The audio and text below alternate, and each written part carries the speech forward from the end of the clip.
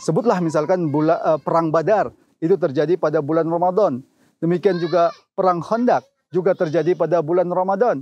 Ada Fathul Mekah, penaklukan kota Mekah, itu juga terjadi pada bulan Ramadan. Ada perang Ain Jalut, terjadi pada bulan Ramadan. Bagaimana Salahuddin Al-Ayyubi menaklukkan, membebaskan Palestina, itu juga terjadi pada bulan Ramadan.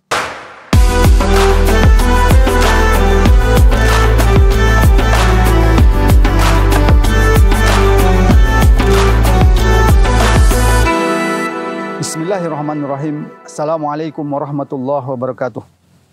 Pemirsa yang dirahmati Allah Subhanahu wa taala, alhamdulillahirabbil alamin. Kita panjatkan kehadirat Ilahi Rabbi, Allah Subhanahu wa taala yang masih memberikan sisa-sisa umur kita agar kita masih ada di bulan Ramadan yang penuh barokah ini. Bulan Ramadan yang penuh dengan ketaatan. Bagaimana sahabat-sahabat Rasulullah sallallahu alaihi wasallam mengisi bulan Ramadan ini? Jangan kita bayangkan sahabat-sahabat Rasulullah itu hanya saum saja, hanya di masjid saja, hanya duduk-duduk saja. Tidak.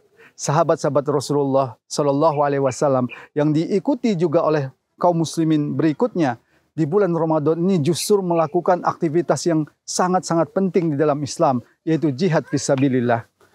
Lihatlah betapa banyak perang-perang di dalam Islam yang sebagian besar itu terjadi di bulan Ramadan, perang-perang besar. Sebutlah misalkan perang Badar, itu terjadi pada bulan Ramadan. Demikian juga perang Khandaq juga terjadi pada bulan Ramadan. Ada Fathul Mekah, penaklukan kota Mekah, itu juga terjadi pada bulan Ramadan. Ada perang Ain Jalut, terjadi pada bulan Ramadan. Bagaimana Salahuddin Al-Ayyubi menaklukkan, membebaskan Palestina, itu juga terjadi pada bulan Ramadan. Pemirsa yang dirahmati Allah Subhanahu wa taala, ini memberikan pelajaran bagi kita bahwa sesungguhnya bulan Ramadan itu adalah bulan perjuangan yang bukan hanya diisi dengan solat-solat di masjid saja, bukan hanya diisi dengan solat tarawih saja, tapi Rasulullah dan sahabat-sahabat mengisi bulan Ramadan ini dengan jihad fisabilillah. Dan inilah yang perlu kita perhatikan dalam kondisi kaum muslimin saat sekarang ini, terutama saat kita melihat bagaimana umat Islam di Palestina. Ada satu kewajiban penting yang belum dilakukan oleh umat Islam, terutama oleh panglima perang kaum muslimin, yaitu jihad fisabilillah.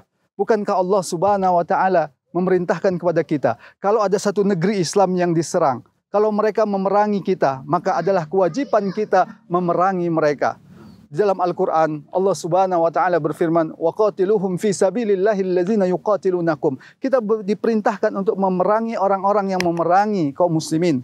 Demikian juga kita diperintahkan untuk mengusir orang-orang yang telah mengusir kaum muslimin dari tempat-tempat mereka. Inilah kewajiban jihad fisabilillah yang mulia, yang seharusnya dilakukan oleh kaum muslimin, terutama panglima-panglima perang yang saat sekarang ini masih diam ketika Gaza, ketika Palestina diduduki oleh entitas penjajah Yahudi. Terjadi genosida di sana. Lebih dari 60.000 kaum muslimin menjadi syuhada. Rumah-rumah sakit dihancurkan, rumah-rumah sekolah dihancurkan. Tapi lihatlah, penguasa-penguasa kaum muslimin, terutama penguasa Arab itu hanya diam. Padahal ada satu kewajiban di tengah-tengah mereka, yaitu menyerukan jihad fisabilillah. Dan tugas ini adalah tugas utama dari panglima-panglima perang. Kalau penguasa mereka diam, seharusnya panglima-panglima perang kaum muslimin, terutama penguasa di Arab, itu bergerak untuk membebaskan tanah Palestina tanpa menunggu penguasa mereka yang telah menjadi pelayan-pelayan kepentingan negara-negara imperialis. Ini kewajiban yang harusnya dilakukan oleh kaum muslimin, apalagi di bulan Ramadan yang penuh berkah ini. Insya Allah, kalau kita melakukan ini di bulan Ramadan, sebagaimana kemenangan-kemenangan yang diberikan oleh Allah pada bulan Ramadan, insya Allah di bulan Ramadan ini juga, kalau panglima perang kaum muslimin bergerak, tentara-tentara kaum muslimin bergerak, insya Allah Palestina akan dibebaskan, Palestina akan dimenangkan. Semoga bermanfaat. Assalamualaikum warahmatullahi wabarakatuh.